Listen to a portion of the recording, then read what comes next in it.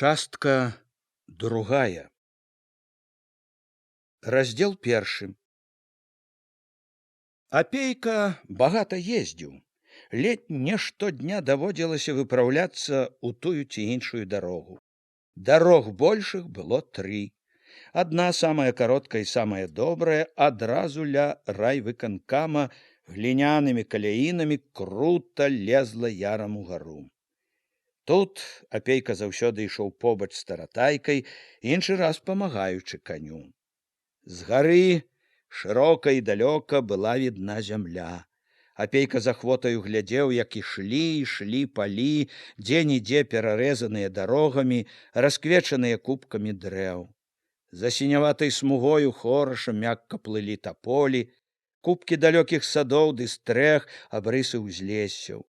Дарога была шырокая і роўная, стары шлях з шумлівымі бярозамі і тэлефоннымі слупамі. Коні тут не толькі ішлі, а і беглі ахвотна, колы лёгка каціліся ў цвёрдых каляінах, дарога паволі ўсё паніжалася і паніжалася, пакуль не ўпіралася ў нешырокае балота, абапал рачулкі Тур'і, дзе раптам збочвала і ўжо бралася мастком ды крывою падковай грэблі. Адсюль балоты ўжо амаль не адпускалі шлях, ішлі ўвесь час поблізу, край іх добра абазначалі стрэхі і гумныя сады, сёлы тут ляпіліся к самым балотам, так што платы агародаў гнілі ў балоце. Да і самі вуліцы, асабліва ў веснавое разводдзе ці асеннюю слату, падобна было, танулі ў балоце. Людзі тут адвеку шкадавалі кожны шматочак добрай зямлі. Час ад часу балоты нецярпліва падбіраліся да самага шляху, а то і перахоплівалі яго. Ад Тур'і, ад глінішчаў кожныя 1,5–2 кіламетры шлях узыходзіў на чорныя грэблі, тэлефонныя слубы ішлі цераз твань. Пад самы шлях падыходзіла балота і на мяжы раёна. Раён цягнуўся ўздоўж Прыпяці. На карце ў апейкавым кабінеце, якую намалявалі апейку ў школе, раён падобны быў на рыбіну, што ляжала ўздоўж ракі. Мяжа нібы знарок старалася не адыходзіць далёка ад берага, віляла найбольш усцяж яго. Паўз бераг з мястэчка ў процілеглыя бакі ішлі 2 другія большыя дарогі. Абедзве яны ішлі панізу. Адна, прагрукатаўшы брукам галоўнай раённай вуліцы, адразу за апошнімі дамамі ўлазіла густы цёмны сасновы лес, які, абхапіўшы, сціснуўшы з 2 бакоў, не выпускаў яе больш за 20 кіламетраў да самай чыгуначнай станцыі, якую таксама абцінаў лес. І гадзіну, і другую, едучы тут, бачыў апейка нейкі насцярожаны лес. Чуў, як важка ідуць у глыбокім пяску колы, як натужваюцца коні. Адсюль, калі збочваў улева лесам, пяскамі, цераз брады апейка выбіраўся на прырэчныя вёскі да Прыпяці.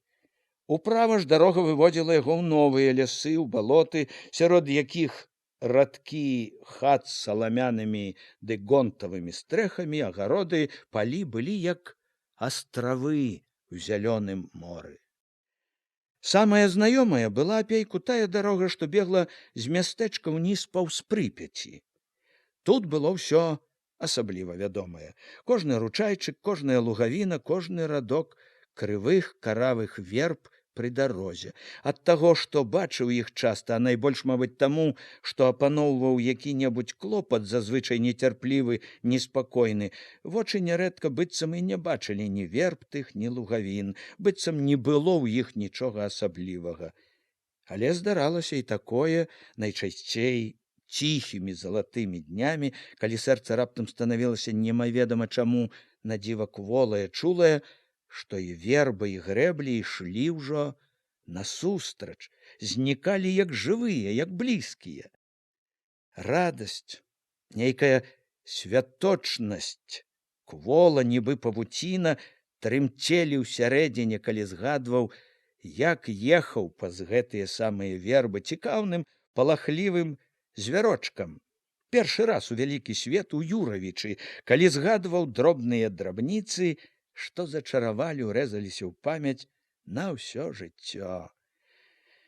Тужліва было, калі ўспаміналася, як гэтай вось грэбляю п'янага ачмурэлага везлі на вайну, як гарланіў з братам Саўчыкам «Паследні нынешні дзянёчак», як бацька адварочваўся, жалліва шморгаў носам. Тут ціхі пастарэлы, здавалася, на 100 гадоў, ехаў праз 1,5 года ранены. Асцярожна трымаў на сене забінтаваную нагу.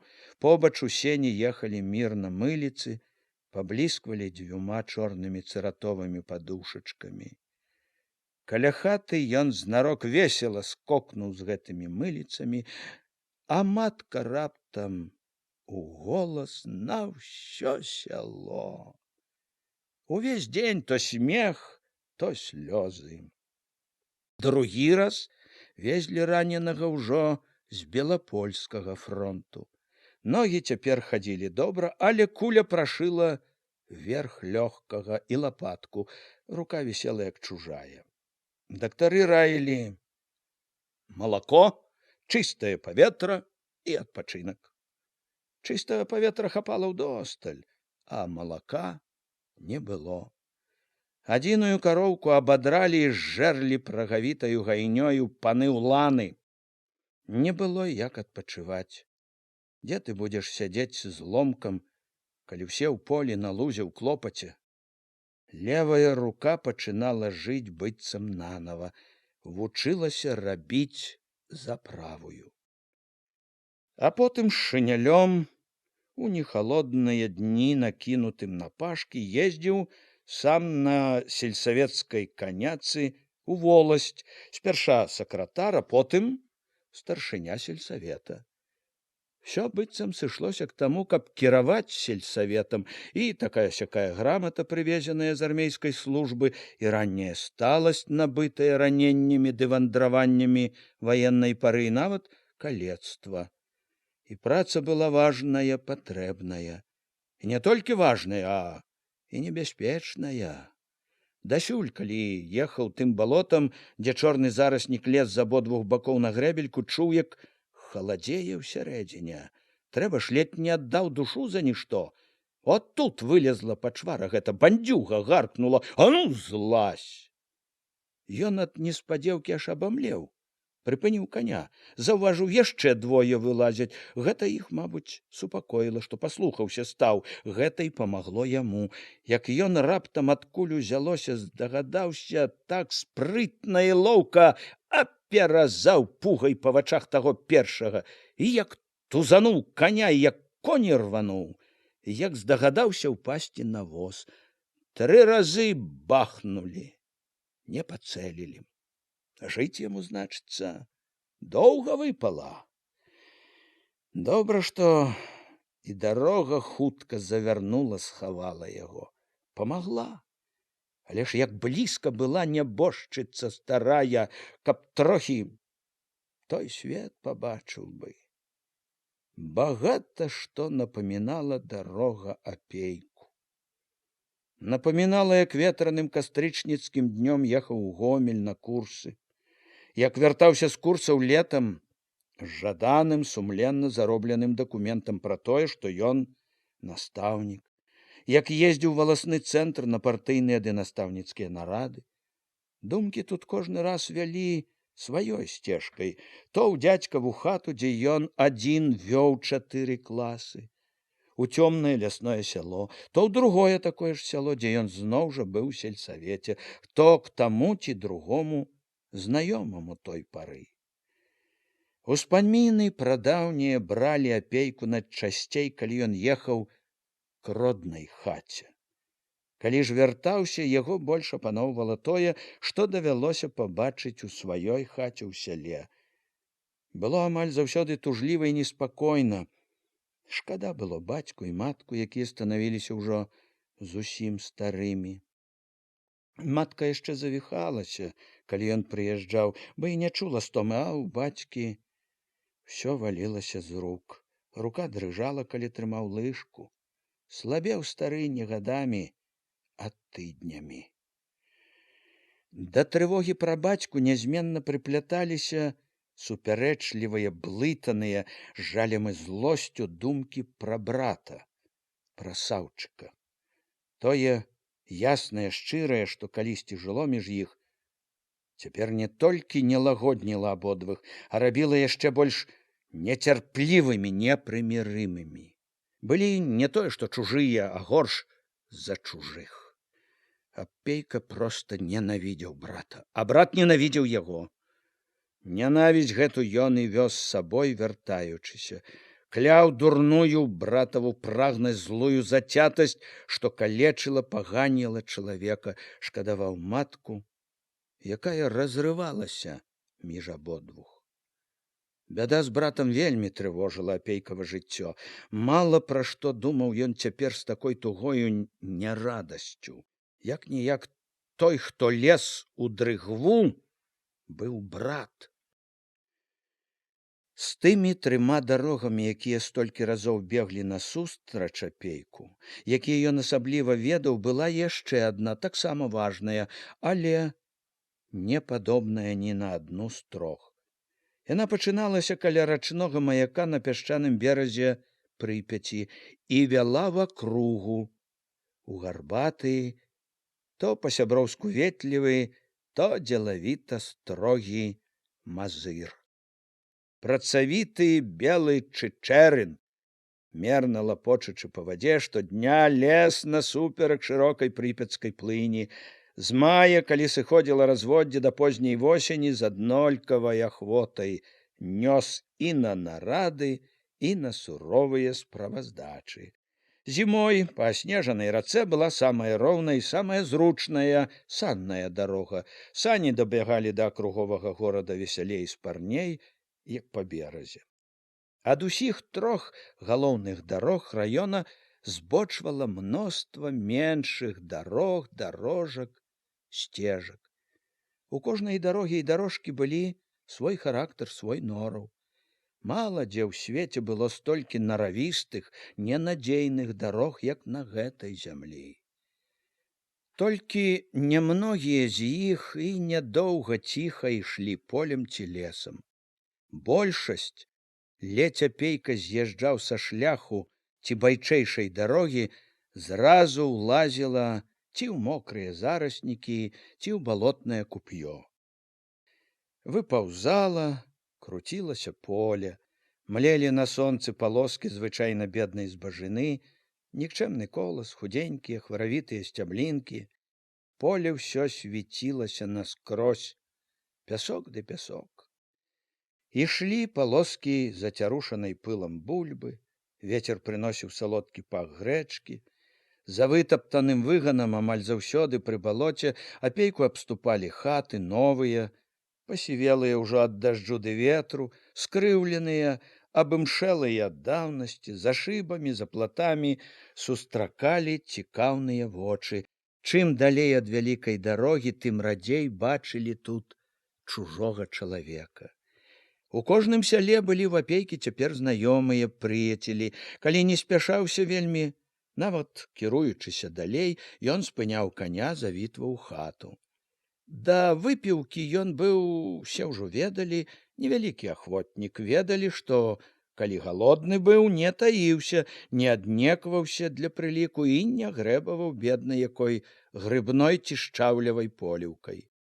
І ведалі, што любіў юравіцкі госць, як пачастунак, талковую цікавую гаворку. Ведалі і частавалі. Чаго, а гаворак у апейкавых паездках хапала заўсёды. То нібы пустыя са смешкамі, то сур'ёзныя. Яны апейку былі і радасцю, і абавязкам. Хто, а ён ведаў, як далёка панясуць не вельмі багатыя на такія сустрэчы дзядзькі ды цёткі гаворкі гэтыя, як доўга будуць пераказваць, услухоўвацца, дашуквацца не толькі яўнага, а і тайнага сэнсу. Гаворкі цікавыя і карысныя былі і самому Апейку. Тут у гэтых людзей было мора навін, такіх патрэбных яго душы, якая хацела быць заўсёды з народам. Калі ён ехаў далей, побач часцяком ішло некалькі дзядзькоў, цётак, чародка цікаўных малых праводзілі. За крайнімі хатамі таратайка зноў кацілася пясчанымі каляінамі, разам з якімі ўбягала ў яшчэ адно балото. Абапал зноў мяняліся зараснікі шызаватых лазнякоў ды бліскучага алешніку, зноў ядавіта зелянела раска, цёпла, дурнотна пахла тванню. Трашчала галлё пад коламі, што дробна дрыжалі, курыўся пыл, руды, тарфяны. Адразу збоку грэбелькі млела дрыгва, зманліва зялёная, з буйной травою. Ступі і не выберася, зацягне, засмокча навек. Доўга ішлі то купы зараснікаў, то высокая бурая трава, то раска з жабамі, то чорная асклізлая ламачча. Балота зялёная пагібель, як згледзець воку на цэлыя кіламетры да сіняй пасачкі кучаравага лесу. Час ад часу балота змяняў лес, таксама мокры, з балотнай травою, з асклізлым ламаччам. У ім яшчэ вастрэй біў смурод гнілі, яшчэ назольней лезла ў вочы, ў вушы камарэча, што кідалася цэлымі хмарамі. Балота, мокры лес, зноў балота, выспачкі, нават пясчаныя, былі рэдка, сыходзілі ж вельмі скора. Іншы раз лес абступаў пануры, чорны, з такімі зараснікамі, што сонца не магло прабіць, з такой густой навіссю ўгары, што не было відаць неба. Станавілася сярод белага дня цёмна, як увечары. Дарога была ўжо нібы не дарога, а пяшчэра. Колькі не бачыў такіх дарог, а чуў Апейка, як нешта сціскаецца і чарнее, і ў яго душы, як бярэ нейкая маркота, нейкая трывога. Калі ехаў з ім выканкамаўскі возчык Ігнат, Апейка заўважаў, што і ў таго прападае звычайная дарожная санлівасць, у вачах паяўляецца неспакойны бляск, азіраецца мімаволі.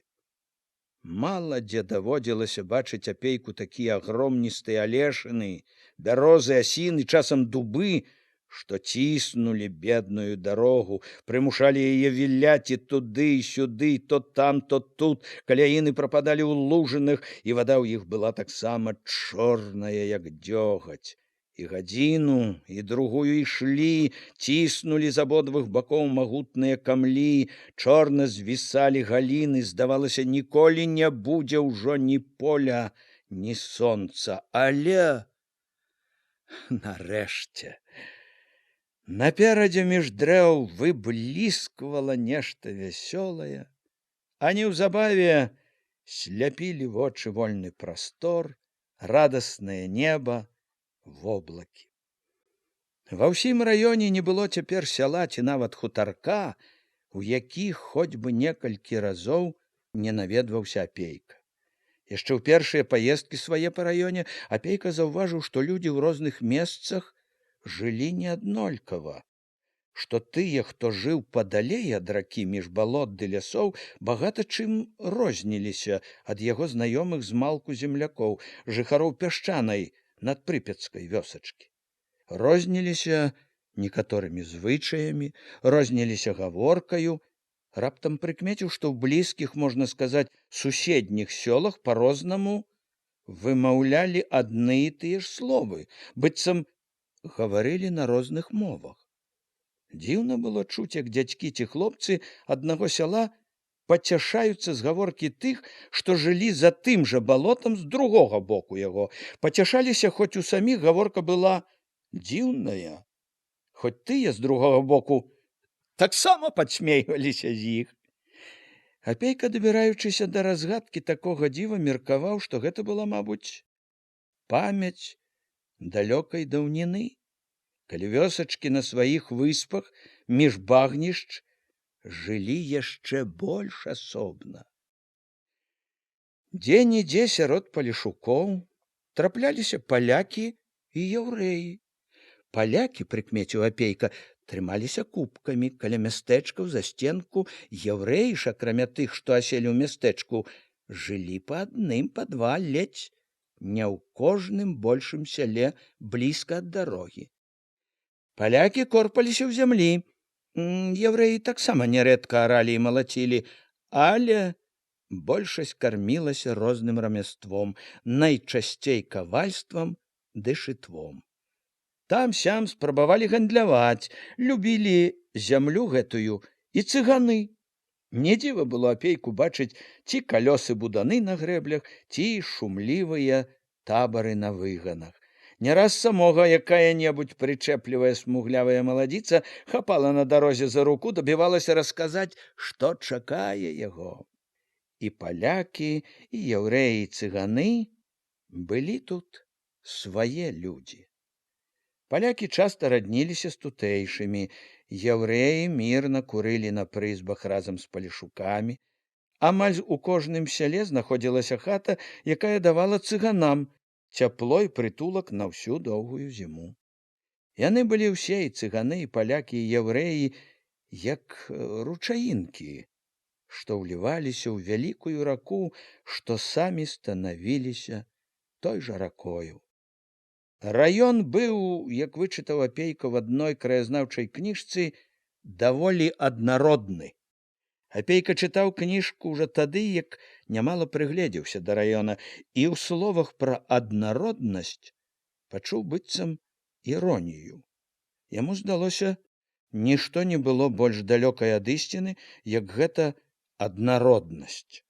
Ужо тое, дзе жылі, у якім месцы, розніла нямала людзей. Яго землякі, што ўмелі смаліць лодкі і закідваць у прыпяцкія затокі сеці, не ва ўсім былі падобны на тых сваіх братоў, хаты якіх ляпіліся ўздоўж шляху, якія з вясны да зімы толькі і корпаліся на сваіх перадзеленых, перамераных палосках. Людзі па шляху таксама бывалыя, звыклыя да блізкіх і далёкіх гасцей.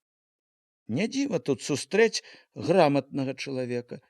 Амаль у кожным вялікім сяле школы, настаўнікі, але ўсё ж гэтыя не такія ўжо галасістыя, не такія вольныя на людзях. Гэтым лодка ды сець, як дзіва якое.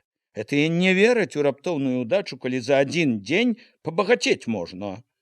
Мабыць, таму і гандлююць так ціха, асцярожна, паважна, і далей за юравіцкі кірмаш выбіраюцца рэдка. Рачныя ж, рухавыя, і ў нароўлі сустрэць лёгка, і ў мазыры, і за мазыром. Лёгка набываюць і лёгка трацяць. Зямля каля рэчкі найбольш пясчаная, няўдзячная. Тых жа, што каля шляху, яна падманвае рэдка, ёй больш вераць, больш стараюцца. Тут зямля спрадвечных аратых, векавечных плугатароў. У тых, што за гушчарамі, за балотамі, багата ў чым і сваё асаблівае жыццё і свае характары. За балотамі зямля найбольш паганая. Людзі хапаюцца за лес, шукаюць ратунку ў лесе, з ягадамі, арэхамі, грыбамі запасяць на зіму жалуды, цэлымі гарамі ссыпаюць у засекі. Жалуды любяць свінні, жалуды таўкуць на муку. Хлеб там рэдка без жалудовай дамешкі. Бывае і толькі з жалудовай мукі. Ён у горле як гліна, у жываце бы цэгла. За балотамі настаўнікаў менш школ. З-за балот людзі рэдка выбіраюцца ў свет. Там не дзіва сустрэць цётку ці хлопца, якія век не бачылі ні паравоза, ні парахода. Там больш за ўсё цёмных, хворых на ліхаманку і сухоты, там самыя недаверлівыя, дзікаватыя позіркі. Даволі аднародны. Той, хто пісаў кніжку, цікавіўся этнаграфіяй, як ён казаў, пра этнаграфічны склад жыхароў раёна. Яго не цікавіла, ён меў права абысці галоўнае, што вызначала стан людзей у грамадстве, стан іх гаспадаркі. Галоўнае, што кідалася найперш у вочы былому сялянскаму хлопцу і цяперашняму старшыні райвыканкама. Не толькі па абавязку, а і як бы ўжо сардэчнай патрэбы раней за ўсё ведвала апейкава цікавасць, якая ў чалавека гаспадарка, колькі зямлі, пахаці, лугу, лесу, быў яшчэ немала ў каго і свой лес.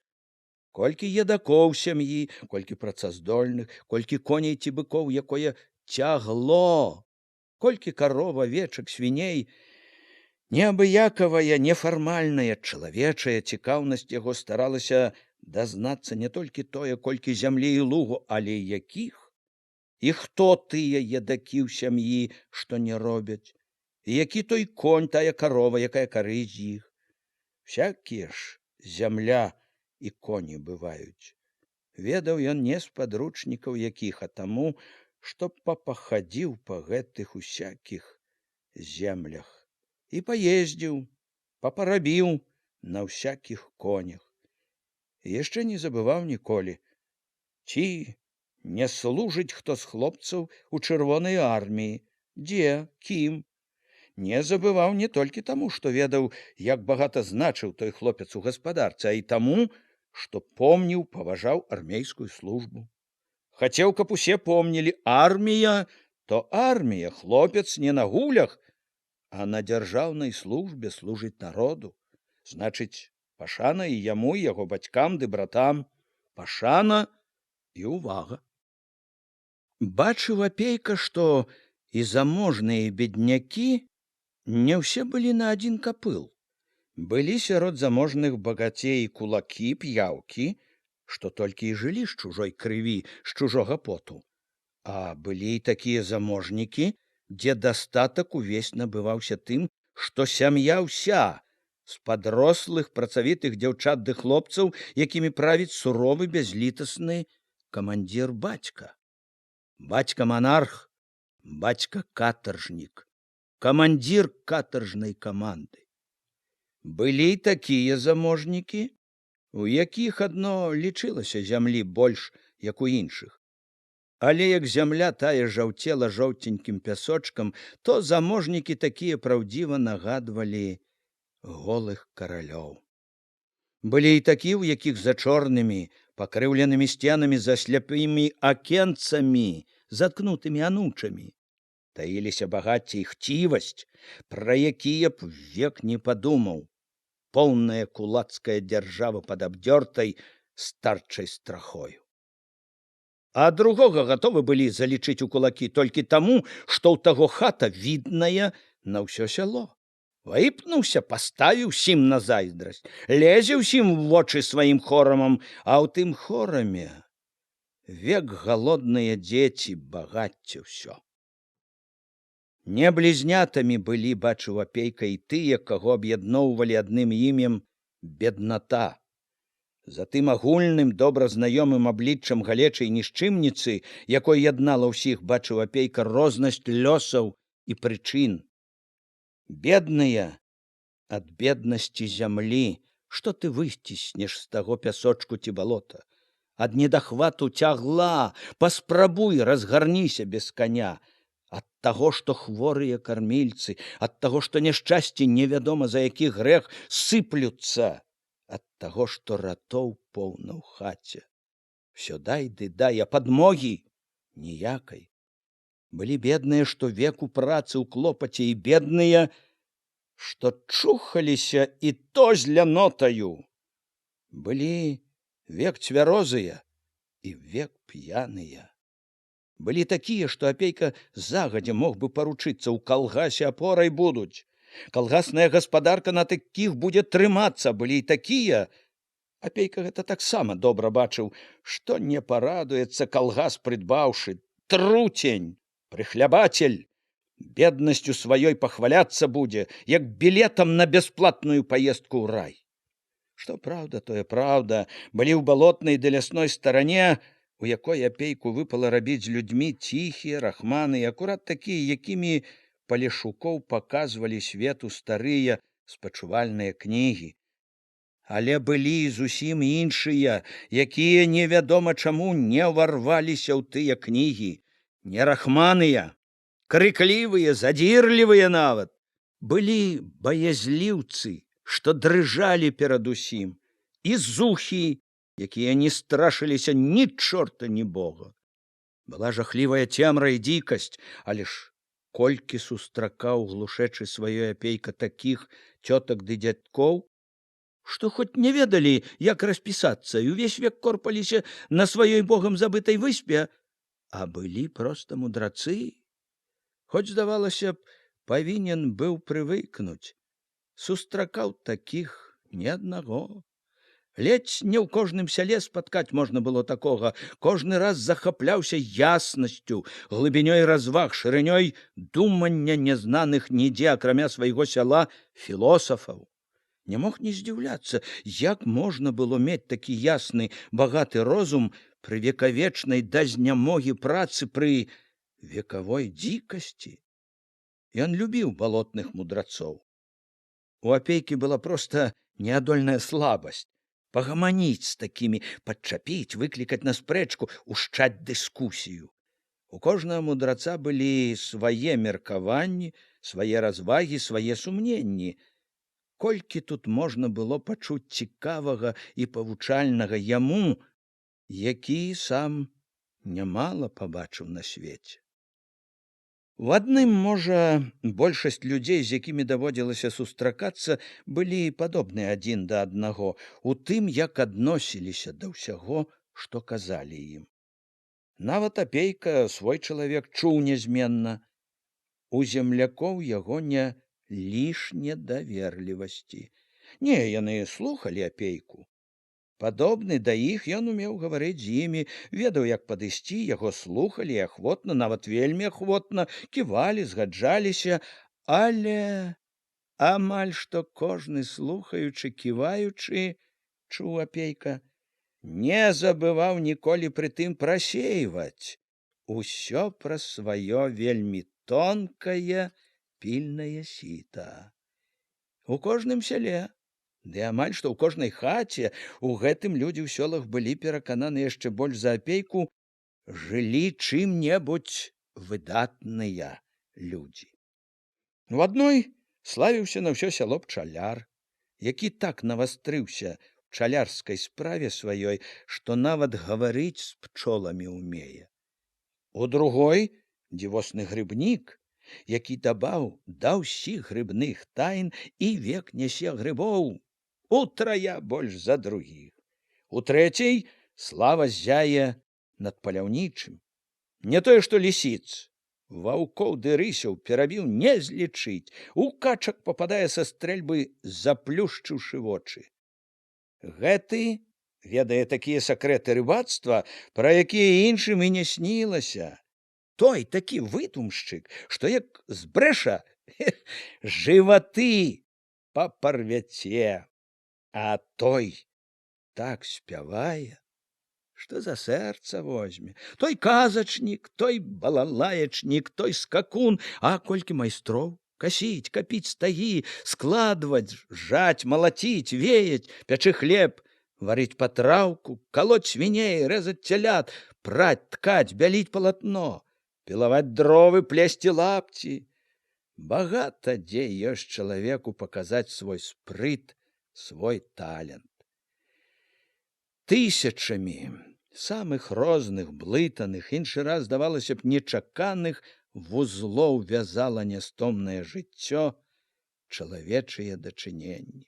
Стракаты, нястрымна барвісты ішоў перад апейкавымі вачыма свет.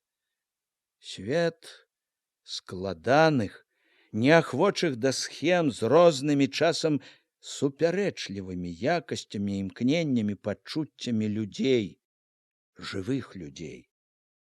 Апейка жыў сярод гэтага свету, сярод супярэчлівасці, блытанасці, загадак.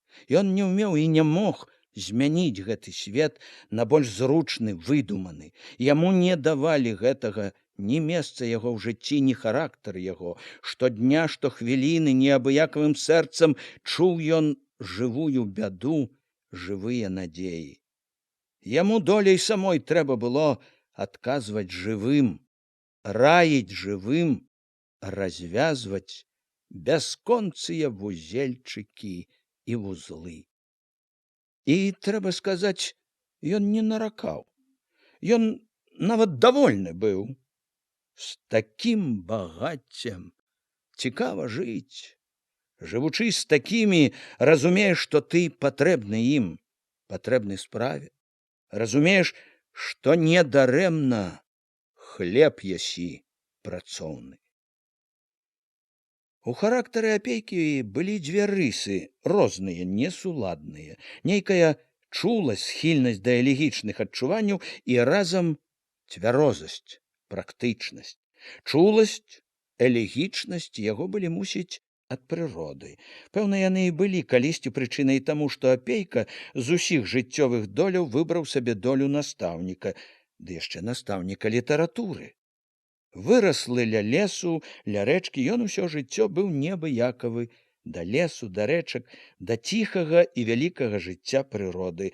От і цяпер, жывучы неадступнымі клопатамі, ён увесь час чуў яе з сабою. Ішла пара, якая заўсёды асабліва хвалявала яго — восень. Ён заўважыў яе подступ здаля, са жніўня, калі сонца падымалася яшчэ высока, і ад гарачыні іншымі днямі ашмлелі дрэвы, бабкі, недажатыя палосы, агароды за платамі. Подступ яе радаваў добрым надвор'ем. Палі дружна галелі, зелянелі адно палосы з картопляю. Дарогі былі поўныя працоўнага руху, дзе б ні быў, рыпелі вазы, сунуліся да сяла па загуменных дарогах, уціскаліся ў расчыненыя гуменныя вароты. Не толькі ў халаднаватых гумнах, а і на гарачых прыгуменнях пахла жытам, ячменем, аўсом. Там і тут рады снапоў пры сценах аздаблялі чорныя гумны, як паясы, снапы сушылі. Дзе-нідзе цупалі ўжо цапы. Восень далічвала летні плён. Што ж, Апейку не было чаго быць недовольным гэтым плёнам. Яно было не пустое, не гультайскае, можна ўжо сказаць, мінулае лета. Як і ў тыя гады, нязбытным, вялікім клопатам лета былі дарогі. Трэба было, як і ў тыя леты, карыстаючыся тым, што балоты падсыхаюць, што сярод лета ёсць трохі вольнага часу, ладзіць грэблі, правіць, лажыць масты, дарогі былі вечнай бядою. Хоць нямала за мінулыя гады наладзілі. Клопату хапіла і на гэтае лета. Хопіць і яшчэ, мабыць, не на 10 гадоў. Паваждацца давялося немалам, але клопат, што ні кажы, не прапаў попусту. Яшчэ 2 грэблі новыя у самую балотную глухамань, яшчэ некалькі падсыпалін, наладзілі старых, пералажылі шчарбатыя падламаныя масты, збудавалі трохі новых. Можна, не хвалячыся і не прыбядняючыся сказаць, тое-сёе зрабілі.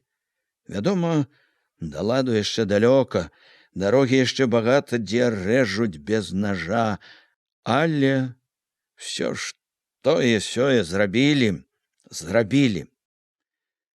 1 верасня школьны званок паклікаў малых у 3 новыя школы. Апейка ў той вераснёвы дзень дапаў да адной з іх у Мокуці. Сам бачыў, колькі радасці ўцехі было ў бацькоў і дзяцей. Усё сяло, старыя і малыя, сышліся як на свята. Заняткі доўга нельга было пачаць ад таго, што кожнай матцы, кожнаму бацьку хацелася паглядзець, як будуць іхні ці іхнія вучыцца. Потым разышліся, праўда, па палосах, па гумнах, але вечарам, каб не было Апейкі, спаілі б з радасці далікатнага настаўніка. адзінага пакуль на ўсю школу. Свята праўдзівае было. І Апейка не дзівіўся. Раней трэба было перціся ў школу за цэлых 7 кіламетраў, ды ледь не ўсё лесам па незлічоных лужынах, якія летам не высыхалі, цераз балота за куранямі. І лес там быў найбольш чорны, непралазны, поўны ўсякага звяр'я ды гадаўя. В саміх Юравічах тут былі і Апейкава задума і яго кіраванне, зрабілі інтэрнат для дзяцей з далейшых сёл. Школ другой ступені ў раёне не густа, пакуль што поўная толькі адна. Дык от і няхай будзе сталы прытулак усім, хто хоча ісці з балот да святла. Няхай будзе цёплы куток і страха перад вучобай пасля вучобы. Не ўсякаму бацьку ёсць на што наняць іх у мястэчку. Сам-насам Апейка радаваўся, ганарыўся нават як асобным дасягненнем, што ў гэтым годзе школы будуць не толькі з апалам.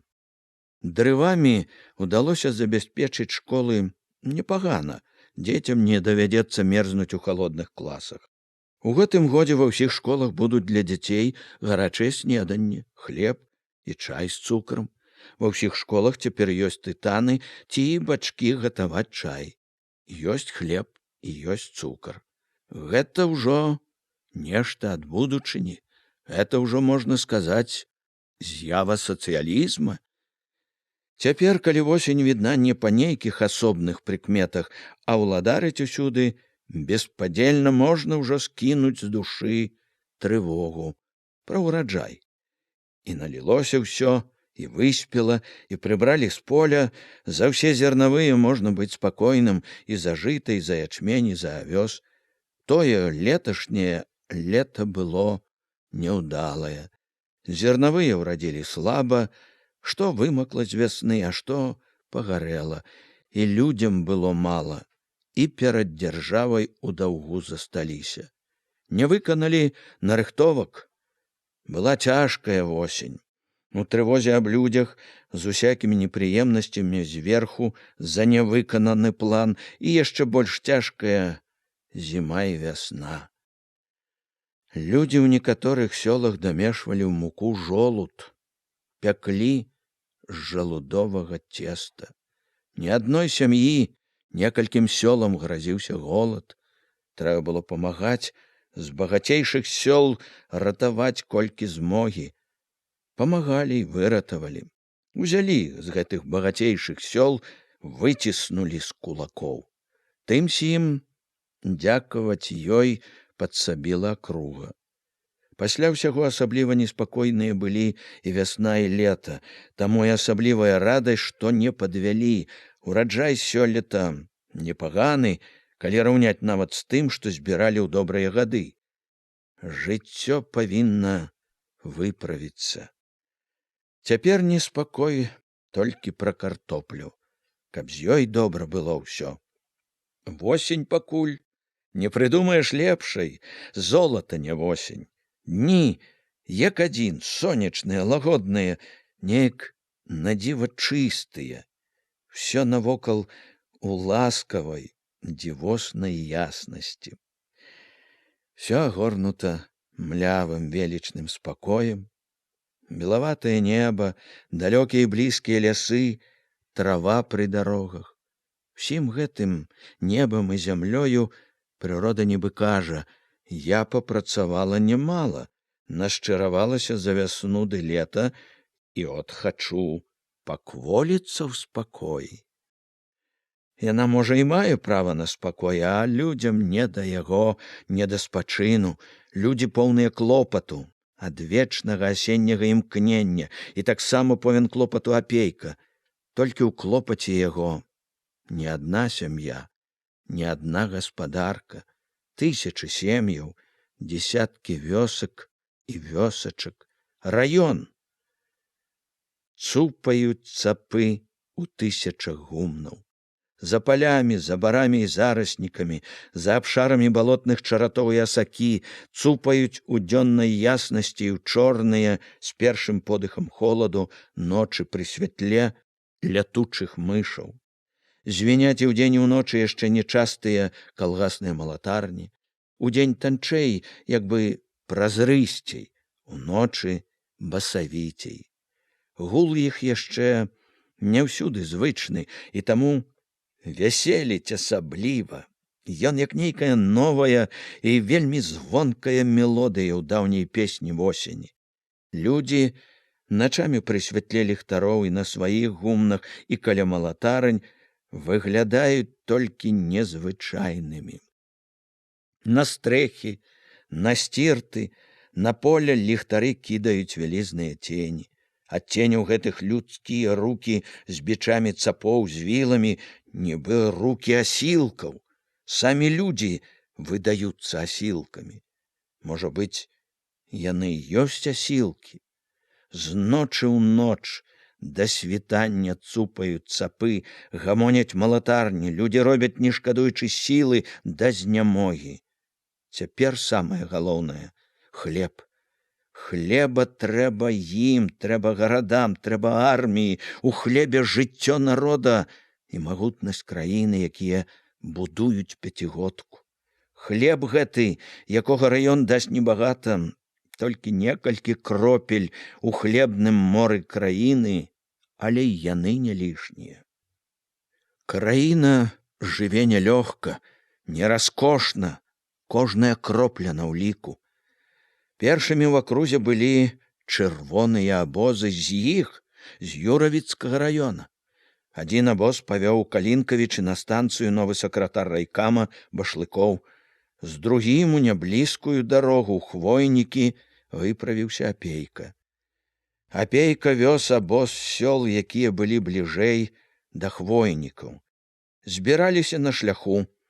Вазы з сёл ішлі к шляху цераз грэблі, цераз масты па польных дарогах, з жалезных абадоў цёк то руды, тарфяны, то белы, як мука дарожны пыл. Па шляху рушылі разам. Вазы з мяхамі збожжа паўзлі па белых, пясчаных каляінах, між старых і шумных бяроз.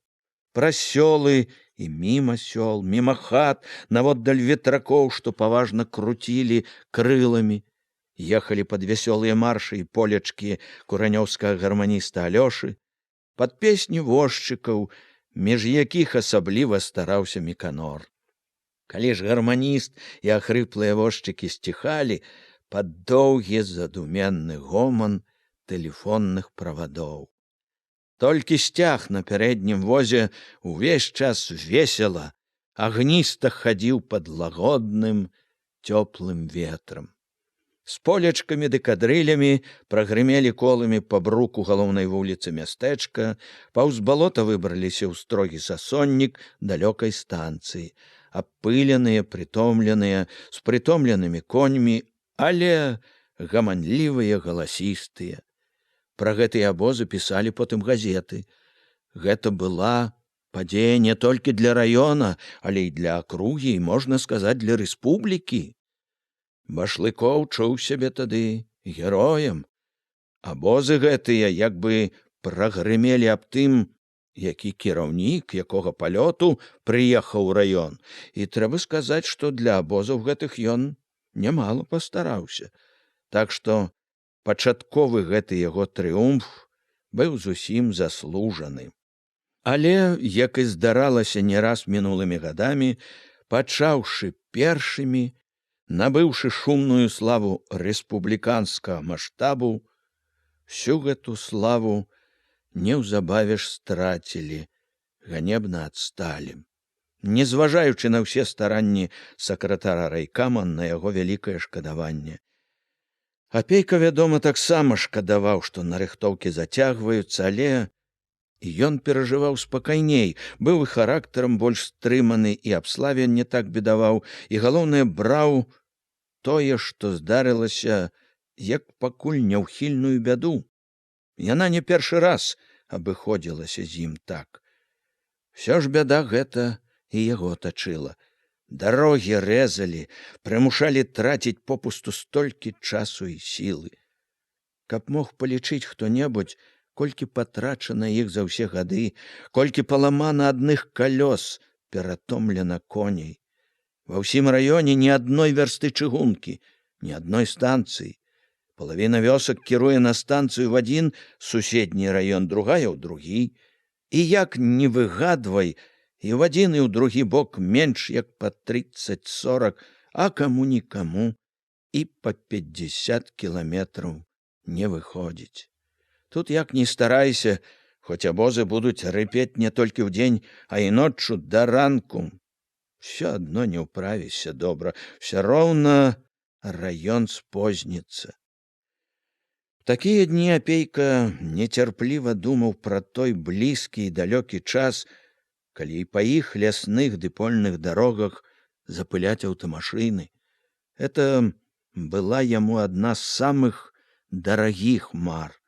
З добрымі дарогамі ды машынамі, быў ён упэўнены, глухая старана іх вельмі хутка зменіць сваё аблічча, стане краем багацця і культуры.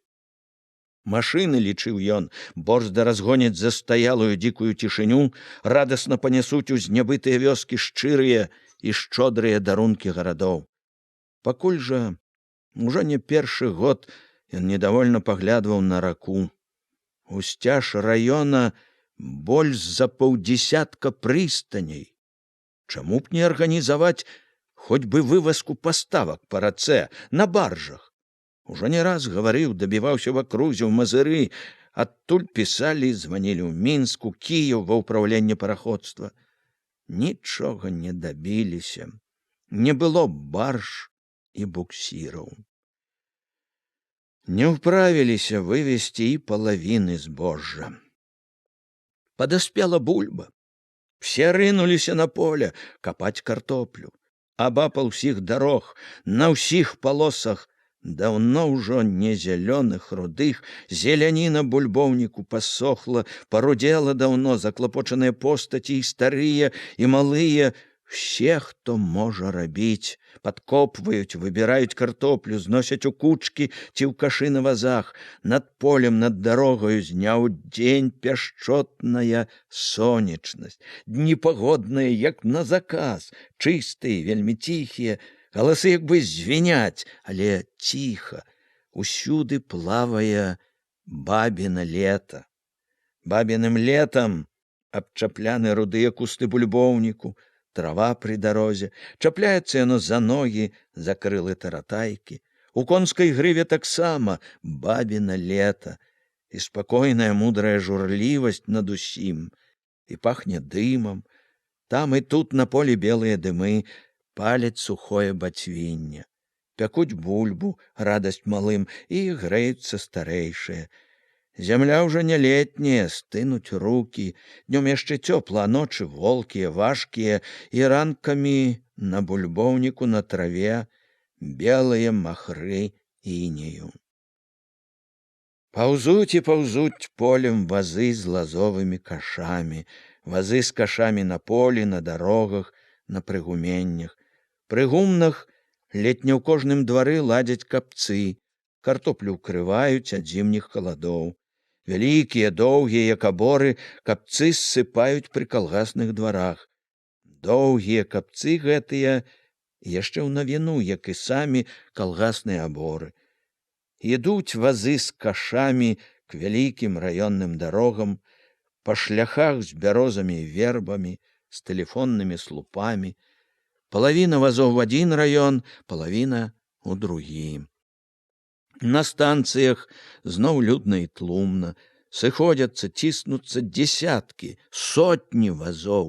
Храпуць і ржуць коні, раз-пораз ускідваецца лаянка, гатова загарэцца бойка, кожнаму хочацца прабіцца да вагаў раней. Зноў Апейку бярэ трывога аб вывазцы. Марудна ідзе яна, з акругі штонедзень званкі, запытанні, як з нарыхтоўкамі, як план, напамінкі, што бульба Ленінграду і Маскве на качкі падводзіць акругу. Нібы ён вінаваты, все таму, што ён не хоча ці мала хоча, каб было лепш. І от жа, хоць не вінаваты, хоць ведаеш, няма на табе віны, а ездзіш ужо як вінаваты. Гаворыш ужо ў сельсаветах, у калгасах, у вёсках неспакойна, сам падганяеш ужо і сам накачваеш. хоць часта бачыш, што ўсё гэта і нядобра. Неспакой, гарачка, нервы не вытрымліваюць. Спакой, дзелавітая разважнасць не ўдаюцца. А можа, такое зімы ад таго, што ён адчувае, цішыня гэта асенняя не такая лагодная, як магло б здацца, зманлівая. Нельга паддавацца яе мірнай супакойлівасці. Спакою няма. Спакой нам толькі сніцца, правду казаў Блок. Нярэдка сустракаюць у сёлах незычлівыя, недобрыя позіркі. Нярэдка позіркі людзі хаваюць душы, стараюцца ўтаіць, што там у іх. Заўважыўшы яго блізка, спяшаюцца адысці падалей і на сходы вечарамі не проста склікаць. Доўга сыходзяцца і не ўсе. Паўзуць нядобрыя чуткі, што гэты год цвёрдыя заданні будуць не толькі кулакам і сераднякам, нават маламоцным, што не абмінуць потым і беднякоў, у которых будзе што ўзяць, што забіраць будуць усё дачыста, што павязуць усё ў горад рабочым і партыйным. Не в адным сяле чуў ён. Кулакі шэпчуцца, згаворваюцца, гатовы падняць галаву. Харчаў сказаў, што ў яго ёсць дакладныя матэрыялы пра тое, што рыхтуецца змова. Не ціхая, зусім не ціхая гэтая залатая асенняя цішыня. І ў гэтую восень, як і летась, натыкаяся на спробу ўхіліцца ад здачы абавязковых падаткаў, як і летась дзе-нідзе спрабуюць утойваць збожжа і бульбу.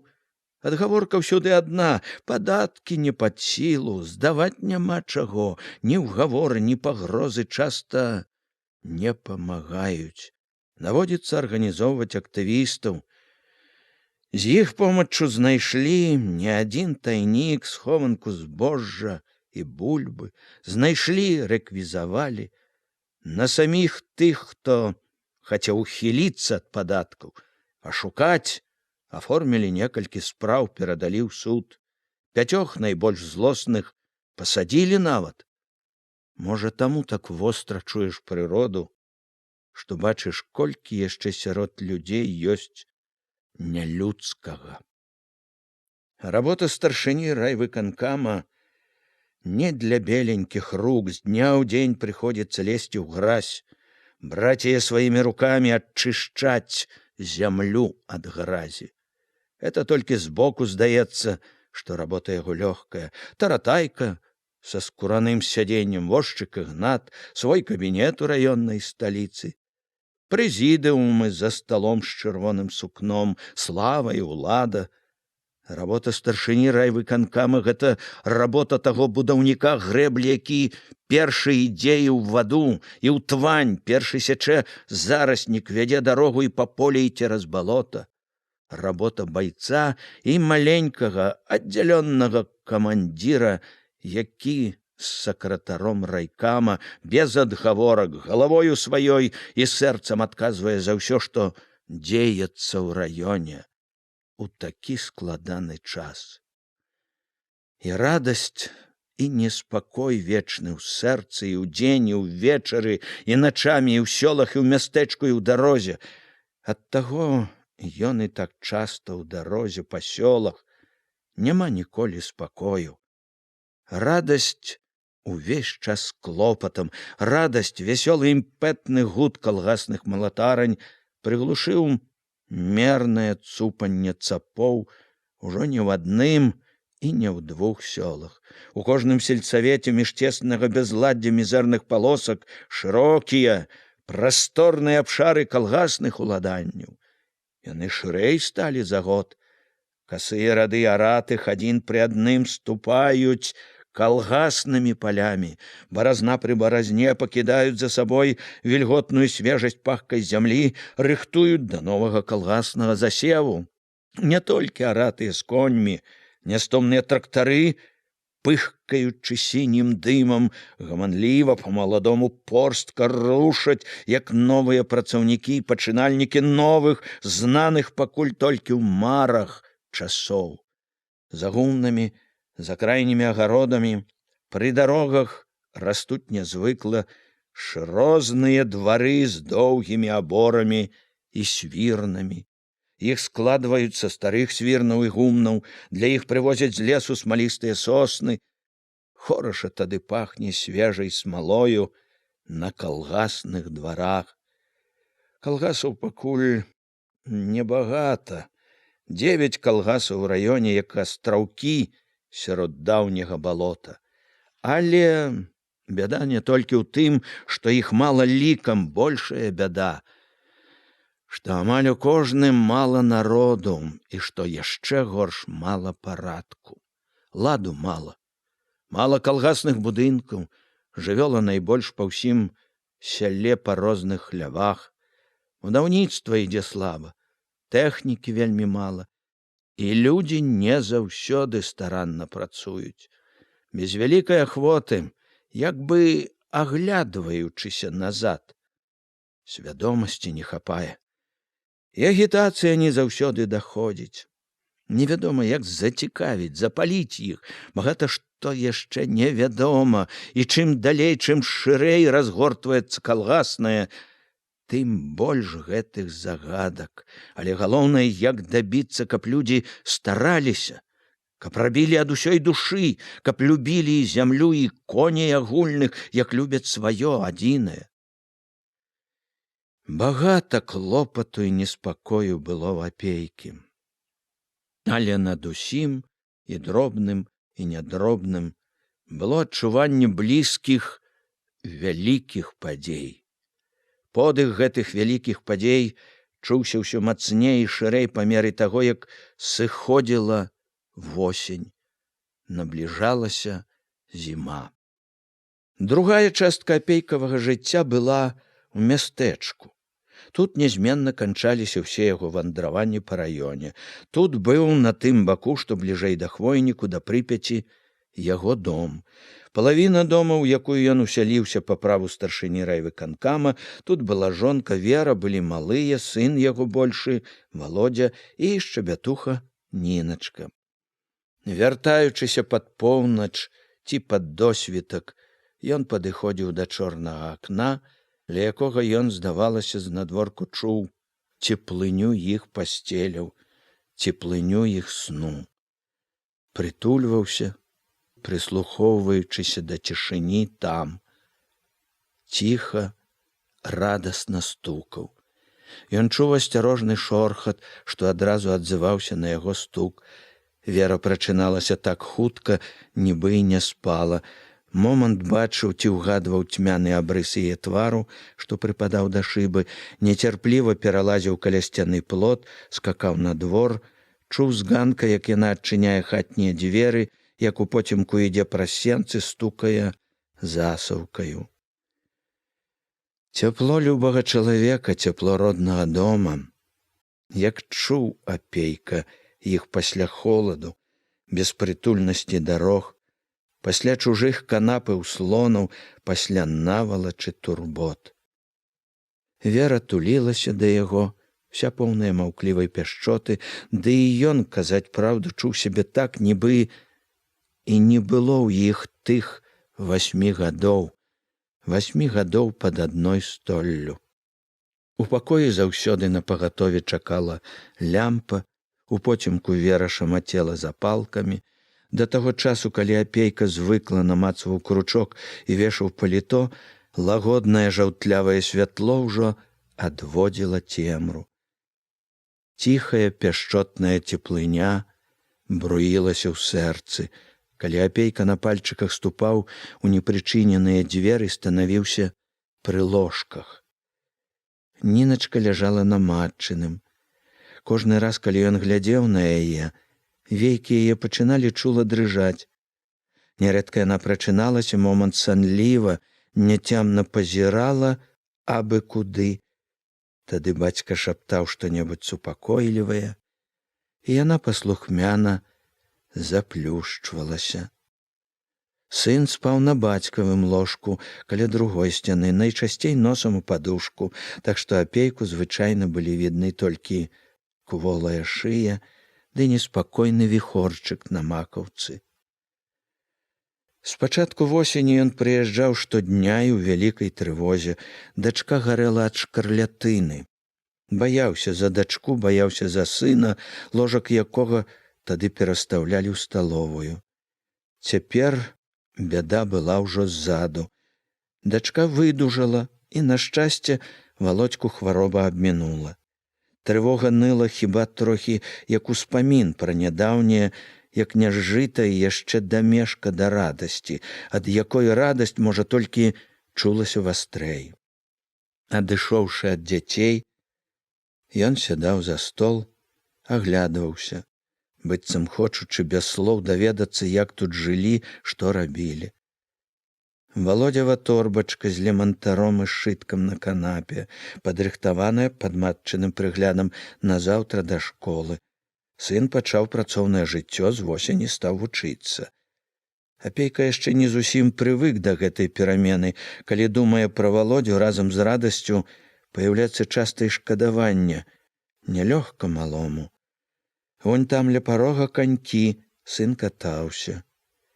Бацька амаль бачыў ужо, як ён, чырванашчокі, шчаслівы, уваліўся ў пакоі. Каленкі, бок, у лапіках снегу, падаў ці дурэў.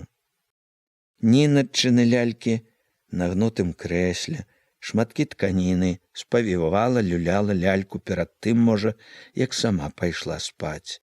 Сукеначка малой на спінцы крэсла. Вера латала сукеначку. Яны ў такія хвіліны гаварылі мала. Вера не пыталася нічога. Тыя познія сустрэчы больш поўнілася клопатамі. Вымак, мабыць, дождж які, перамёрз, мароз он цісне. Скінь боты, надзень сухія шкарпэткі, перамяні бялізну. Шкарпэткі і чыстая бялізна заўсёды былі напагатове. Спрытна паяўляліся з аблезлага пузатага камода, паслухмяная яе клопату, яе каханню. Праходзіла якіх некалькі хвілін, як апейка стаяў ужо ў сухой бялізне, в сухіх цёплых шкарпэтках, за салодаю умываўся, садзіўся зноў за стол, на які яна збірала вячэру. Сабраўшы ўсё, яна садзілася сама, ціхая і маўклівая, поўная спакоем сустрэчы. Нават, калі было што-небудзь важнае, яна звычайна не гаварыла, асабліва, калі гэта было непрыемнае. Такая была ўжо ў яе, ды і ў яго звычка. Нішто не павінна было хмарыць сустрэчу, час радасці.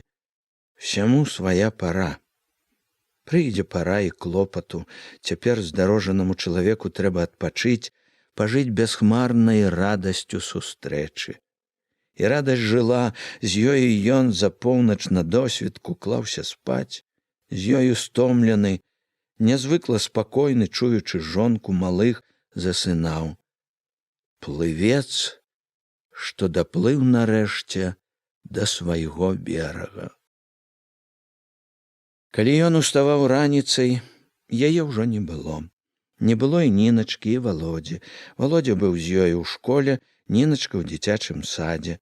Праз сон апейка чуў, як яна пяшчотным шэптам супакойвала малую, каб не будзіла татку. Як ціха і спакойна загадвала Володю. Всё гэта праз сон праціналася да яго і знікала. Змора сцірала ўсё. Абуджаўся ён ці сам, ці дачасна будзіў пасыльны з выканкама з якой-небудзь пільнай справай. Апейка, хутка памыўшыся, перакусваў тым, што Вера паставіла на стол, і ішоў на вуліцу у клопатны дзень. Ён часта думаў пра жонку, шкадуючы. Нялёгка ёй, маючы дваіх, рабіць у школе, няхай сабе і напалавіну стаўкі. Ён, вядома, разумеў, чаму яна не хацела кідаць школу. Ён разумеў, школа была не толькі працаю, а і ўцехаю, без якой жыццё было б бяднейшае. Тут, ён ведаў, была не толькі звычка 10 гадоў, тут была і любоў яе, якую нішто не заменіць. Апейка не настойваў, каб яна ішла са школы. Яму было даспадобы, што яна жыве, як і раней, не толькі дома актыўным грамадскім жыццём. Сапраўдны грамадскі дзеяч і яшчэ які. Хто, а апейка ведаў, якая з яе настаўніца. І ўсё ж тое, што яна працавала ў школе, рабіла і ў школе і дома, рабіла за дваіх, надмеру турбавала яго адчуваннем несправядлівасці, якую невядома было, як паправіць. Апейка і сам з сабою, з ёю ўдваіх не раз меркаваў, што можна было зрабіць, каб хоць трохі вызваліць яе, але нічога добрага так і не вымеркаваў. Можна было перавесці бацьку і матку, бабуля глядзела б малых, але старым шкода было кутка, набытку сваіх. Пра тое, каб наняць хатнюю работніцу, і гаварыць не сталі. Наняць яе — это ж усё роўна, што наняць парабка, камуністу, старшыні райвыканкама. Як не думалі, аставалася адно — аддаць Ніначку ў дзіцячы сад, адчынены, трэба для праўды сказаць, пад кіраўніцтвам старшыні райвыканкама. Аддаваць дачушку ў дзетсад, глядзець за Володзем, хадзіць у школу, у крамы, на рынак, рабіць усё, што трэба і што хочацца рабіць. І яна рабіла. Упраўлялася неяк і ў школе, і з дзецьмі, і па гаспадарцы. Праўда, іншы раз і з дапамогаю старшыні райвыканкама, які часам, калі быў зрушаны ці стомлены, наракаў на неўладкаванасць сямейнага жыцця. Яна хоць і крыўдавала на яго ў такі момант, але перамоўчвала яму. Ён злаваўся, бурчаў, але нарэшце астываў, спакайнеў. Найболей жа яны жылі дружна. Як бы не былі напоўнены турботамі дні, было часу, каб хоць коратка, хоць урыўкам пасядзець разам, падзяліцца бачаным, чутым, думаным, няхай сабе найбольш увечары пасля апейкавага дня ў выканкаме, і разумелі яны адзін аднаго з паўслова, часта з аднаго позірку. У другой палавіне дома жыў даўні апейкаў знаёмы Харчаў. Калісьці апейка сам угаварыў былога начальніка міліцыі пераехаць з не вельмі зручнай кватэры, якая была ў памяшканні міліцыі. Радаваўся, калі той пасяліўся побач.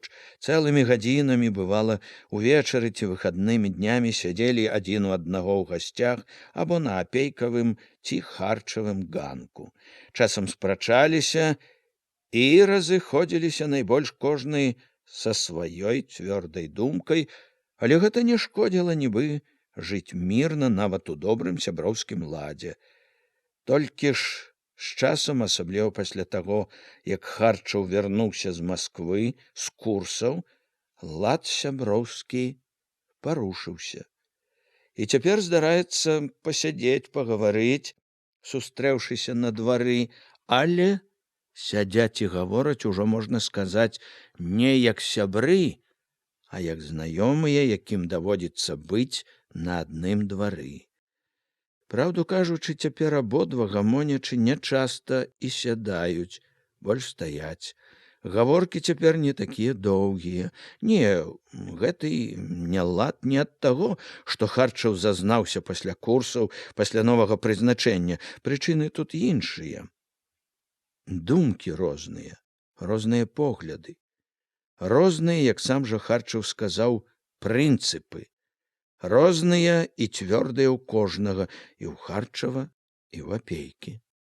Это праверана ўжо не раз, таму цяпер амаль ніколі не даходзяць да спрэчкі, як бы згаварыліся, нашто траціць час марна. Ці дзіва, што цяпер няма шчырасці, прыхільнасці былой, хоць бы такой, як у Веры з жонкай Харчава, добрай, спагадлівай Марусей. І ці дзіва, што жыць цяпер побач з Харчавым, сустракацца не толькі на працы, а і дома, апейку не вельмі даспадобы. Так што в апейкавым доме ёсць і свае, як кажуць, мінусы. Перакусіўшы сам насам, замкнуўшы дзверы і схаваўшы свой ключ у кішэню, Апейка выходзіў на знаёмую вуліцу. Кожны раз ранкам пасля вандровак ён ішоў вясёлай хадою чалавека, для якога не абы-якая радасць ступіць зноў на сцежку, па якой не ступаў, здавалася, цэлы век. У такія ранкі вочы яго ўсё бачылі, як бы нанава, як нешта незвычайнае. Добра, лёгка ішлося па вулацы, няхай сабе і была яна вузенькая, без тратуара, вясной увосень гразкая, зімой замеценая паверх платоў гурбамі снегу, вулачка выводзіла Апейку на другую, трохі шырэйшую, таксама без бруку і тратуара, але падсыпаную жвірам. Як і дасюль, перад вачыма Апейкі мяняліся хаты, найбольш старыя, найбольш пад гонтам, все драўляныя, усе з агародамі і агародчыкамі, з безліччу платоў і катухоў. Вясковыя платы і хаты гэтыя выводзілі Апейку на брук галоўнай вуліцы, дзе быў і гаманкі дашчаны тратуар, і там-сям белыя і чырвоныя ганарлівыя камяніцы, дзе грымелі жалезам вазы, дзе святочна чырванелі лозунгі, дзе і было тое, што вылучала гэтае паселішча з іншых, што давала яму права звацца асабліва. Мястэчка, галоўная вуліца Леніна, была даўжэзная, цягнулася ўсцяж гары болей як на 3 кіламетры, пакуль не ўпіралася ў зыбучы пясок, у цёмны хвойнік. Другая такая ж вуліца, также ўсцяж гары, але бліжэй, прыціскаючыся да самага падножжа, ішла ў другі бок між ліп, між вербаў да самай аздобленай хмызнякамі роўнядзі лугавой нізіны. Вясной всю нізіну залівала прыпяцкая паводка, увесь прасцяг быў повен шырокага вадзянога бляску. У вадзе танулі агароды, завулкі, з вады тырчалі платы, катухі, вада лізала ганкі, тады па агародах, па завулках спрытна юрлілі лодкі. Лодкі станавіліся самым неабходным транспартам. У дні і тыдні паводак, здавалася, невядомае мора падступала да хат. Вада разлівалася да самых далёкіх гор на другім баку Прыпяці, так шырока, што сцінала грудзі. Пад лета, раней ці пазней, вада паволі спаўзала, аддавала людзям чарнату мокрай зямлі. За гародамі ды завулкамі вылазілі на волю лугавыя прасцягі, вылазілі проста з вясёлаю зелянінаю і бліскучым россыпам жоўтых красак. Хутка абсыхалі пясчаныя разлогі паўз Прыпяць, бераг быў увесь у пясчаных засыпах пяску, адкрывалася нарэшце дарога да прыстанькі, што ўжо нямарна чакала святочна-белыя параходы. На перарэз гэтым дзвюм бегла з цеснаты гары яшчэ адна вялікая вуліца. Всё ніжэй, ніжэй, між хат, пад саснячкі, у прыпяцкія пяскі к той жа прыстані. Гэта і была асноўная дарога, па якой цераз раўчакі і брады, што амаль не перасыхалі, дабіраўся да Прыпяці ўвесь раён. На гэтых 3 вуліцах і жыла большасць местачковага жыхарства. Гэта, можна сказаць, былі галоўныя вуліцы. Але, як і большая частка самай галоўнай вуліцы Леніна, астатнія 2 галоўныя вылучаліся сярод іншых амаль адной даўжынёй. Былі гэта ў цэлым гразкія і пыльныя вясковыя вуліцы з вясковымі ж хатамі. Акрамя лепшай часткі вуліцы Леніна, толькі невялічкі кавалачак той, што збягала з гары, нагадваў нешта гарадское і брукам, і 2-3 камяніцамі. Всё гэта, самае выдатнае з 2 вуліц, было сабрана разам у тым месцы, дзе абедзве вуліцы скрыжоўваліся. Тут і было тое, што выклікала пашану да мястэчка ў прыезджых з усяго раёна. Тут былі ўстановы, нардом, аптэка, тут былі магазіны, рыначная плошча, крамкі, прыватныя краўцы і шаўцы. Тут быў цэнтр. У гэты цэнтр і выходзіў цяпер Апейка, вострым позіркам ловячы праявы местачковага жыцця. Толькі што мінуў крыклівых хлапчукоў, якія гайсалі на каньках па доўгай замёрзлай лужыне. Малыя заўважыў адзін местачковы, двое другіх, з вёскі, з інтэрната, пэўна, з другой змены той жа школы на гары, дзе цяпер Вера. Па бруку ляскочуць 3 падводы, вязуць прыкрыты посцілкамі, увязаны вяроўкамі лён. Адзін з возчыкаў заўважыў Апейку, пазнаў, даў добры дзень. Апейка таксама пазнаў, вадавіцкія камунары. Едуць, здагадаўся, у Калінкавічы на станцыю здаваць. Недалёка ад іх спаткаў дзядзьку. Перад калёсамі сівы канёк трухае, дзядзька сядзіць стаўбуном, нібы дрэмле абыякавы, але спакойна гнаны. Вочы з-пад барановай шапкі з адвіслымі вушамі зіркаюць востра, пільна. Пазнаў яго Апейку, але адвёў позірк, нудна нокнуў на каня і зноў нібы задрамаў. На возе нічога, сена толькі для вачэй, але Апейка паручыцца мог бы. Не пусты едзе, вязе нешта. Мяса зарэзанай цялушкі ці, можа, каровы, знаёмаму краўцу або спекулянту. Рэжуць скаціну, што далей больш. Калі не спыніць гэтае вар'яцтва, чорт знае, што будзе. Заўважыў на сцяне аптэкі перарваны ветрам кавалак шпалераў, лозунг «Збор попелу ударная». Ніжні край лозунга вецер вырваў, хоць шпалеры і былі абабіты па краях дранкамі, знізу матляўся толькі язычок шпалеры з нейкімі кветкамі спады-спаду. Ля цёмнай з пачарнелай шалёўкай гуменнай красы цяперашняга нардома цераз усю вуліцу варухліва чырванела. Вышэй тэмпы калектывізацыі, выйдзем на першае месца ва ўсёй акрузе. Апошнія словы былі напісаны танклява і густа. Апейка ведаў па загаду Башлыкова. Башлыкоў, пабачыўшы неўзгоднены з ім лозунг, загадаў зняць яго і дапоўніць. Апейка ўбачыў на сцяне нардома аб'явы. Адна вельмі кароткая, будзе кіно «Два друга мадэлі падруга».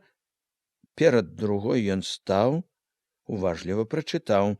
22-го ў нядзелю у юравіцкім нардоме пачнецца чыстка членаў і кандыдатаў партячэйкі юравіцкага райкама партыі КПББ. Просьба ўсім беспартыйным мястэчка Юравічы, а таксама і ўсіх сельсаветаў вёсак Юравіцкага раёна абавязкова явіцца, а также падрыхтаваць факты пра работу і недахопы партыйцаў з ячэйкі, асабліва кампраменціруючыя матэрыялы. Все гэтыя факты просьба кідаць у скрынку, якая тут вісіць, або заявіць камісіі па чыстцы ці на самім пасяджэнні па чыстцы публічна. Пачатак чысткі ў 10 гадзін раніцы. Аб'ява датычылася Апейкі. Супрацоўнікі райвыканкама таксама ўваходзілі ў райкамаўскую партячэйку. Всё, што аб'яўлялася, было яму ўжо вядома, і тое, што чыстка будзе, і дзе і ў які дзень. Ён чытаў аб'яву і адышоў ад яе з такім выглядам, як бы нічога асаблівага не здарылася, а ў грудзях всё ж зашчымела, нядобра, трывожна. Брала гэтае трывожнае не ўпершыню, але сёння неспакой быў багата чутнейшы. Кампраменціруючыя матэрыялы. Засела ў памяці, не адступала, не ціхла. Глупства! Прымусіў ён сябе адагнаць непатрэбны неспакой. Глупства! Маё сумленне чыстае, чыстае, і ніхто яго не запляміць, ніхто і нішто. Адсюль ужо блізка было да райкама. Райкам быў у яшчэ новай будыніне з жаўтлявых, толькі трохі пасівелых бярвенняў з вішнёвага колеру бляшаным дахам.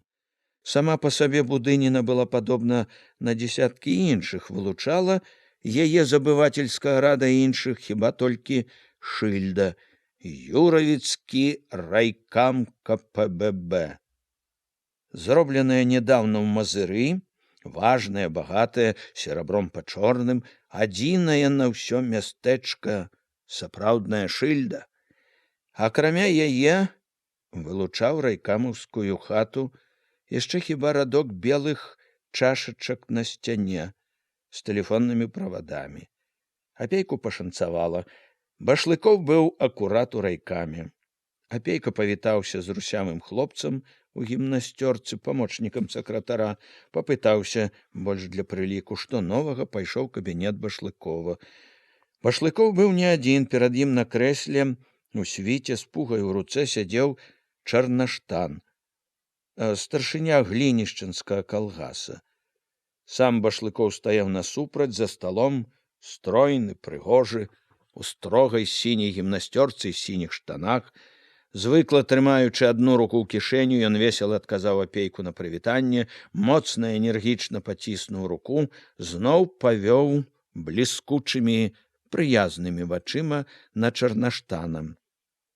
Па-сяброўску, як старэйшы, мудрэйшы маладому таварышу свайму, тонам парады сказаў: «Усё гэта настроі, адсталыя настроі, Павел Васильевич. Я вам раю бы паменш прыслухоўвацца да всякіх настрояў, да всякіх гаворачак, цвёрда весці сваю лінію. Дак жа знаць не хочуць нічога». У мяккім голасе Чарнаштана чулася вінаватасць. «Слухаць нічога не хочуць, паслухаюць. Трэба толькі пагаварыць, як належыць, павесці іх, пераканаць, на то і кіраўніцтва, каб кіраваць, весці людзей туды, куды ўказвае партыя. Улічваць асаблівасці селяніна, канечна, трэба, але не значыць, што трэба ісці на паваду ў яго. Нельга ісці на паваду, нельга патакаць всякім настройшчыкам. Весці за сабой, весці вот што трэба. Дак як ты іх павядзеш? Ну толькі і чутно, хто робіць, хто не робіць, толк адзінакі. Всім палачка ў ведамасць, справядлівасці, кажуць, няма. У іх свая мерка справядлівасці, сялянская, уласніцкая. Ім цягнуцца і цягнуцца трэба, каб зразумець справядлівасць нашу, пралетарскую. Яны прыраслі к старому, всё мераюць старым аршынам. Аддзіраць трэба іх, не шкадуючы, аддзіраць і весці за сабой, весці з кожным днём всё больш людзей. Башлыкоў загаварыў заклапочана, дзелавіта. Мы павінны ўзмацніць тэмпы калектывізацыі. У гэтым галоўная задача, якую паставіла партыя перад нашым раёнам у цяперашні момант. Выкананне яе. Гэта, ясна, будзе немало залежаць і ад вас. Сяло ваша вялікае, віднае, на вас, я заўважыў, паглядваюць і другія. Таму кіраўніцтва раёна спадзяецца, што вы пакажаце добры прыклад іншым. Дак мы, што ж, мы б з радасцю, калі б ладзілася, калі б людзі дружно рабілі. Башлыкоў стаў ля стала, строга задумаўся. Костачкі пальцаў цвёрда, нібы ў лад думкам, пастукалі аб стол.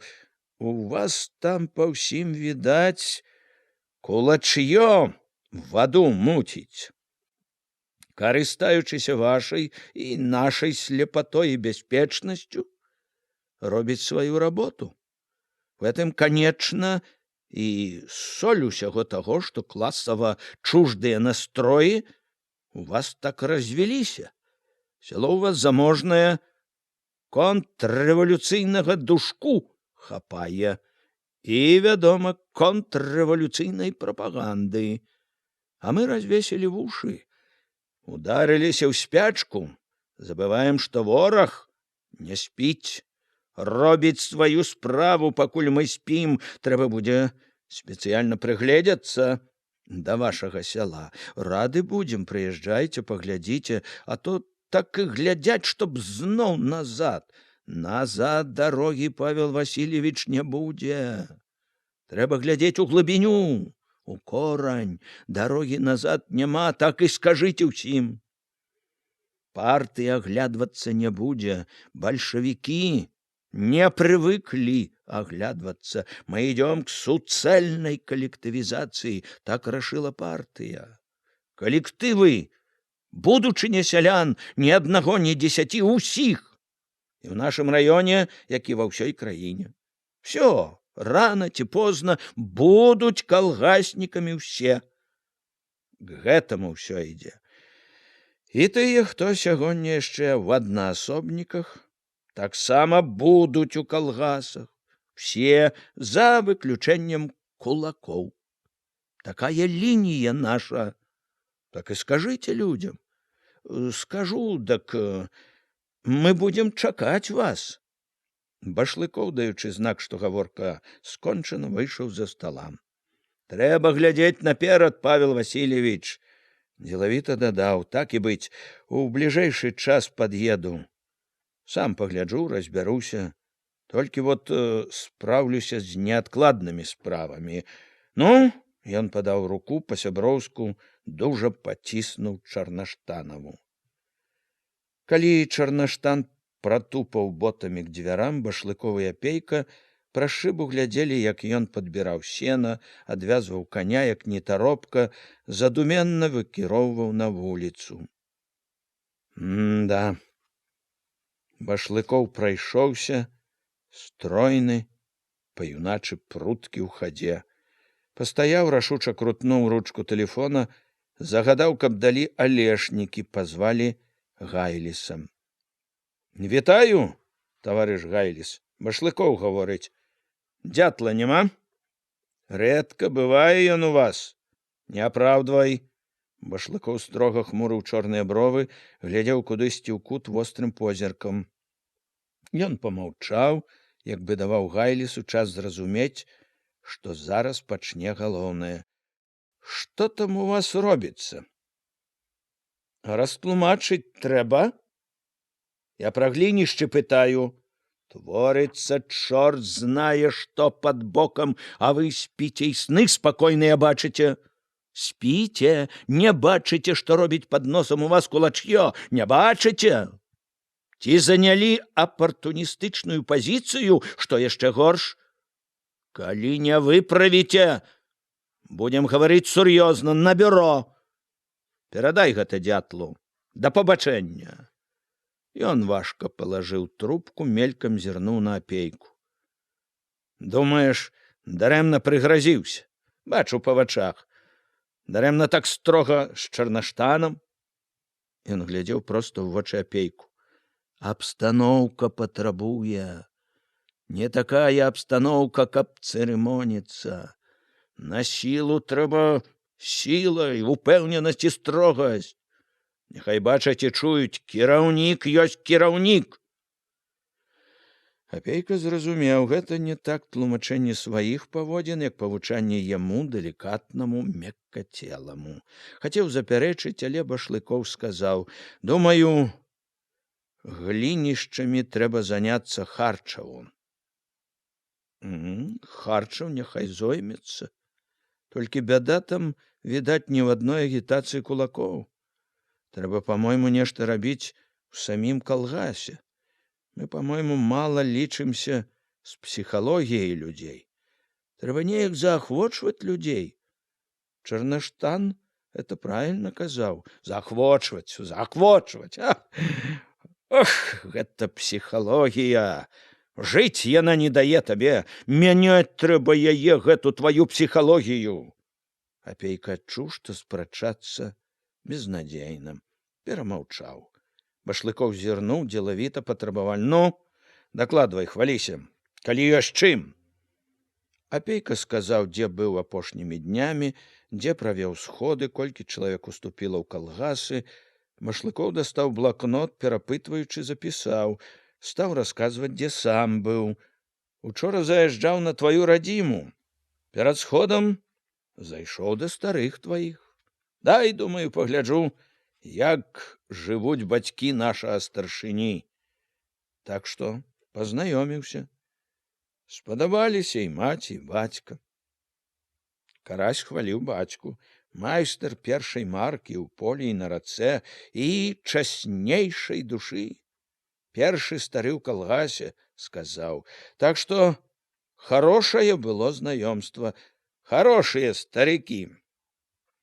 Не скарджуся, нібы пажартаваў Апейка. Ён усміхнуўся скупа, хоць добрае слово пра старых і было на радасць яму, і, хоць бачыў Башлыкоў давольны ад душы, чуў Апейка за тым, што сказаў Башлыкоў, недагаворку.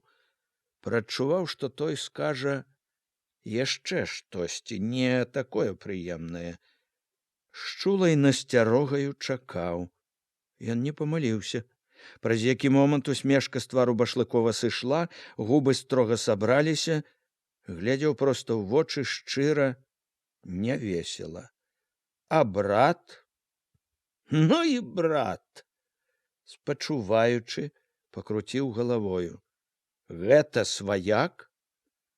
Апейка прамаўчаў. Маўчанне было доўгае, цяжкае. Потым Башлыкоў запытаў. Як ты прагледзеў гэта? Чаму прагледзеў? Башлыкоў паясніў думку. Харчаў казаў, ён памагаў табе пры паляках. Прадукты, патроны табе насіў. Памагаў нам?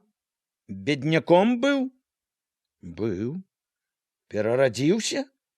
За гады савецкай улады? За гады савецкай улады.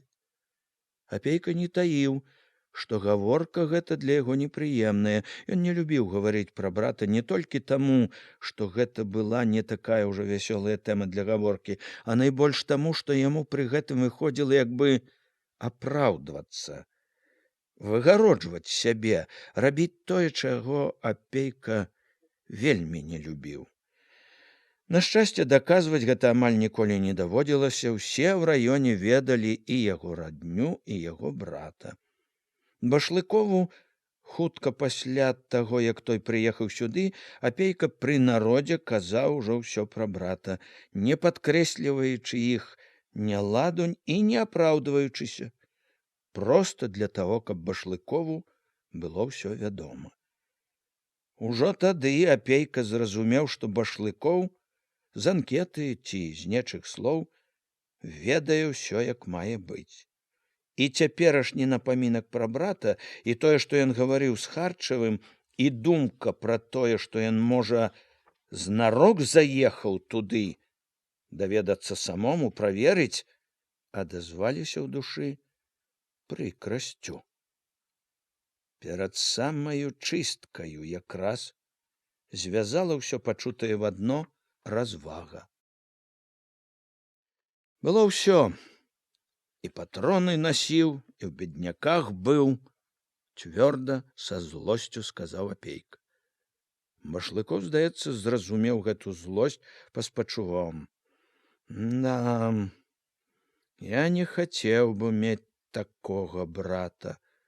А я яго сам выбраў? Апейка гаварыў груба, хацеў абарваць гаворку. Да, братоў не выбіраюць, гэта правільна. І ты, вядома, калі падумаць, з аднаго боку не вінаваты, як, можа быць, не вінавата і твая старуха маці.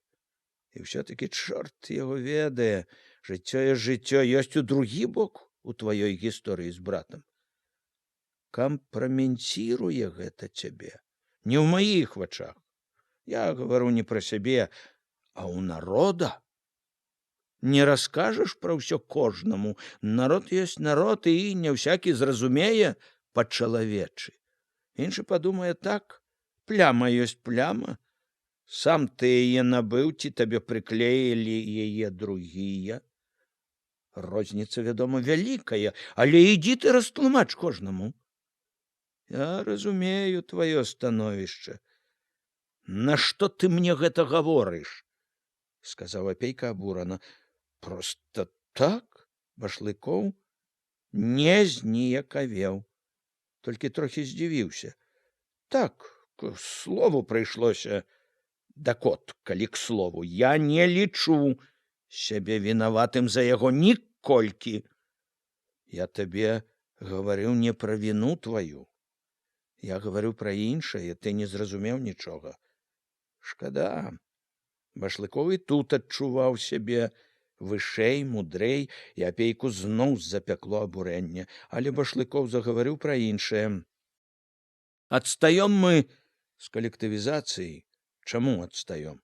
Апейку ад непрыціхлай злосці хацелася пярэчыць. На другім месцы ў акрузе. Башлыкоў заявіў спакойна. Другое не першае. Ён пашамацеў паперамі, выбраў адну. От тут скарга ад веруючых на тое, што зачыняе Малешніцкую царкву. У Мінск скардзіліся. Якая твоя думка? Моя думка такая, што трэба дабівацца, каб царква сама зачынілася. Як гэта? Трэба веруючых зрабіць няверуючымі, бязбожнікамі.